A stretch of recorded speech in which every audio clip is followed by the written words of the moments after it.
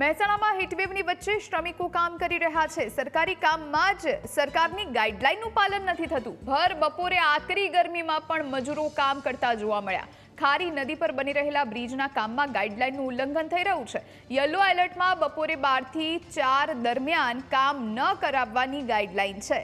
એવામાં જો સરકારી કામોમાં ગાઈડલાઈનનું પાલન ન થાય તો પછી કોણ કરશે પાલન, એ સૌથી મોટો સવાલ છે।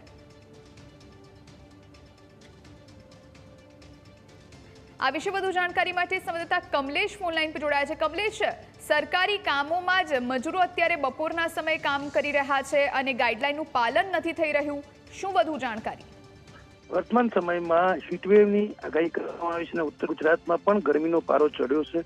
હીટવેવથી લોકોને બચાવવા માટે જે રીતે માર્ગદર્શિકા, સરકારની જે માર્ગદર્શિકા છે ડિઝાસ્ટર વિભાગની, તેમાં 12 થી 4 ખુલ્લામાં શ્રમિકો પાસે કામ નહીં કરાવવું અને જો આવો પ્રસંગ ઉપસ્થિત થાય તો તેમના માટે યોગ્ય વ્યવસ્થા કરવી અને તેઓ હીટવેવનો ભોગ ન બને તે પ્રકારની ધ્યાન રાખવાની જોગવાઈ છે, માર્ગદર્શિકા છે। આમ છતાં મહેસાણા ખારી નદી ખાતે જે કામગીરી ચાલી રહી છે, આ કામગીરી દરમિયાન જે મજૂરો પાસે બપોરના સમયે ખુલ્લામાં કામ કરાવાઈ રહ્યું છે અને આ માર્ગદર્શિકાનું પાલન નથી થઈ રહ્યું।